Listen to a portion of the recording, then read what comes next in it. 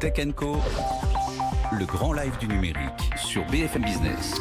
C'est donc Hugo Mercier qui nous rejoint à la conquête du sommeil. C'est l'ouvrage que vous signez chez Stock. Hugo Mercier, bonsoir. Bonsoir. 5 ans. Comment améliorer la qualité de notre sommeil? C'est votre quête depuis ces 5 dernières années. Vous êtes un petit génie, moi je peux le dire. Bac à 14 ans, pour ceux qui ne vous connaissent pas encore. Polytechnicien. Vous êtes passé par Berkeley, entre autres, parce que je ne peux pas tout citer dans votre CV. Il faut s'intéresser à votre business, à votre livre aussi, qui est passionnant. Vous êtes dans ce qu'on appelle, vous évoluez dans la sleep tech, Hugo. Des dizaines de startups sont sur ce créneau du sommeil au sens large, on va dire. Alors, ça va être les matelas, ça va être des petits accessoires, etc. Vous, c'est quand même, je crois, un positionnement unique. Donc, c'est sommeil et cerveau. Ouais. Alors, c'est vrai qu'en fait, j'aime pas le mot sleep tech, parce que j'aime pas trop les solutions qu'il y a aujourd'hui dans la sleep tech, mais c'est vrai qu'il y a de plus en plus de solutions qui se développent avec l'idée d'utiliser la technologie pour répondre à notre problématique de sommeil. Nous, on a suivi en fait depuis le départ une approche très rigoureuse, très scientifique. On est né dans un laboratoire de neurosciences, et donc on s'est rendu compte que pour comprendre et agir sur notre sommeil, il fallait comprendre et agir sur notre cerveau. Donc la base de tout, ça a été le bandeau qu'on a développé, qui permet en fait d'avoir la mesure et l'analyse, comme dans un centre de sommeil, de l'activité cérébrale, pour essayer de comprendre avec précision comment on dort. Et à partir de là, agir. Parce que le but, c'est pas juste de mesurer, mais c'est aussi de proposer une action. Bon, il y a 5 ans, c'était un proto, c'était plus ou moins bien ficelé, évidemment, il faut bien démarrer. On en est où, là, début 2019, Hugo? Là, ça commence à aller mieux. Donc on a eu plusieurs itérations de l'objet physique. On a aussi pas mal progressé, on a eu pas mal de découvertes. Au fur et à mesure, on a fonctionné un peu comme des pionniers, parce que le sommeil, on connaît des choses d'un point de vue scientifique, mais il y a encore plein de choses à découvrir. Donc ce qu'on a fait, c'est que on a commencé par un premier bandeau, on a eu 500 premiers utilisateurs, des bêta-testeurs. Là, on a généré beaucoup de données de qualité, quasiment comme dans un laboratoire. Vous avez analysé 500 000 nuits. Ouais, on a un peu aucun plus, labo, un peu plus, parce que c'était en octobre, aucun labo, aucun hôpital n'a ça au monde. On a la plus grande base de données de l'histoire, et ce qui est assez rigolo, c'est de se dire que pour générer une nuit de cette qualité-là en laboratoire, ça coûte 1 000 € par nuit par personne. Donc ça voudrait dire que ça vaut environ 600 millions d'euros si on avait voulu le faire dans un cadre clinique. Donc en fait, ça montre vous avez levé 10 fois moins, on va y venir, parce que vous racontez tout dans votre livre. Bien sûr, on a levé moins, mais ce que je veux dire, c'est la valeur inestimable de ça, puisqu'on a des données sur le sommeil, et donc on apprend chaque jour les causes du mauvais sommeil, les causes de l'insomnie, d'où ça vient, et essayer de tester, de proposer de nouvelles solutions. On a une approche très, un peu d'aventurier, on explore, on avance, on apprend, et on essaie de développer de nouvelles choses. C'est Laurent Alexandre qui signe votre préface. Alors, il est direct d'emblée, Laurent Alexandre nous dit, voilà, vous êtes au carrefour, Hugo Mercier, vous êtes au carrefour des sujets les plus chauds de ce siècle. Entrepreneuriat tech, scientifique, sommeil de la population, cerveau humain, médecine du futur, IA et éthique. Ça fait beaucoup de choses. Là, il résume tout, là. Ça fait beaucoup de choses. Non, je pense que effectivement, c'est aussi ce qui a séduit Laurent, parce que Laurent est investisseur chez nous. C'est votre premier actionnaire. C'est le tout premier.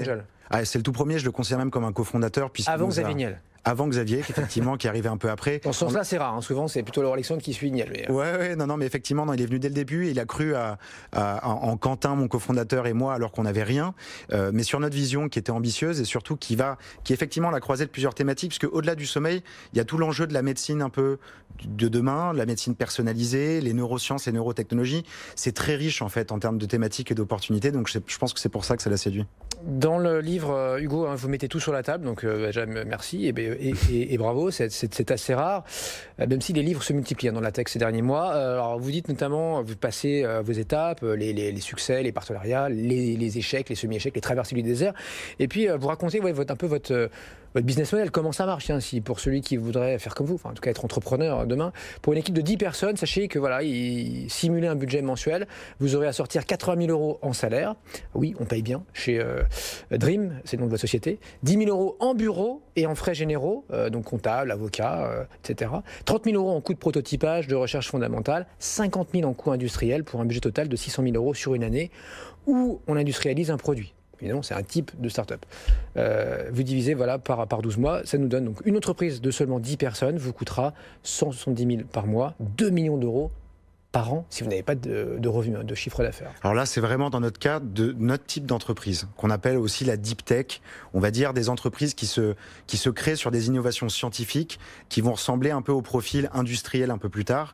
Et effectivement, ça coûte cher, quoi. Si on fait du software, on coupe plus de la moitié des coûts, puisqu'il n'y a pas tous les coûts de prototypage, pas tous les coûts industriels. Donc ça montre un peu la difficulté qu'on a eu au départ, parce que tous les VC m'ont fermé la porte au nez au départ, parce que justement, c'est très très cher et qu'il y a un besoin de beaucoup d'investissements avant même d'avoir une preuve de concept ou un premier prototype. Ça montre que ce genre d'entreprise est, je pense, vraiment importante pour l'innovation, parce que ça peut potentiellement déboucher sur des vrais changements radicaux dans nos vies de tous les jours, mais en même temps, c'est beaucoup plus de risques. Donc c'est ce qu'on voit par les chiffres. Dernier point, Hugo, on prend un peu de hauteur là. Vous dites vers la fin de votre livre, là, nous ne bâtirons pas le prochain Google sur notre territoire. Ouais. Qu'est-ce qui vous fait dire ça? Alors, vous n'êtes pas le seul à le penser. Mais ouais, non, alors, ce que je voulais dire, c'était, alors c'est Google, mais je donne d'autres exemples d'entreprises. Je pense qu'en France, il faut qu'on soit honnête avec les qualités qu'on a et ce sur quoi on peut capitaliser. Je pense que on créera pas, je disais Google, mais même Facebook ou le prochain réseau social qui marche, même s'il y a eu des belles réussites dans ce domaine-là. Je pense qu'on a de très très bons chercheurs, on a un très bon niveau d'éducation, on a une recherche qui est très forte, mais qui est en même temps trop peu financée. On finance pas assez la recherche. On a de très bons scientifiques. Et d'un côté, on a des belles industries. On a la belle industrie, par exemple, aéronautique. Et donc, je pense qu'il faut miser beaucoup plus sur des entreprises de deep tech, des entreprises qui vont valoriser des vraies découvertes scientifiques, qui vont se traduire derrière en aventures industrielles. Pourquoi? Parce que je pense que c'est notre force, on est de bons ingénieurs et on peut valoriser ça, et aussi parce que ça permettrait de refinancer la recherche. En France, on dépend pour la recherche, du financement du gouvernement qui a déjà beaucoup de choses à payer, autant qu'on essaye de valoriser, de créer de nouveaux succès à partir de là pour refinancer la recherche. Je pense que c'est un créneau, un positionnement qu'on doit prendre en France. Hugo Mercier, donc avec on n'a pas tellement parlé du produit, de Dream, votre bandeau pour améliorer le sommeil, qui sort quand alors du coup, Hugo?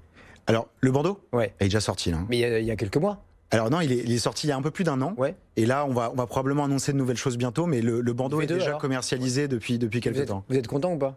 Très. Ouais. Bon, vous ne donnez pas encore beaucoup de chiffres, mais vous reviendrez pour nous donner tous les détails. Hugo Mercier, donc préface de Laurent Alexandre, à la conquête du sommeil chez Stock. À lire, franchement, pour ceux qui aiment la tech, qui nous écoutent aussi le soir, c'est très simple en plus. Franchement, j'essaie de faire simple. C'est très pédago, donc voilà, pour tout le monde. 20h, 22h, on est là tous les soirs dans Tech & Co sur BFM Business.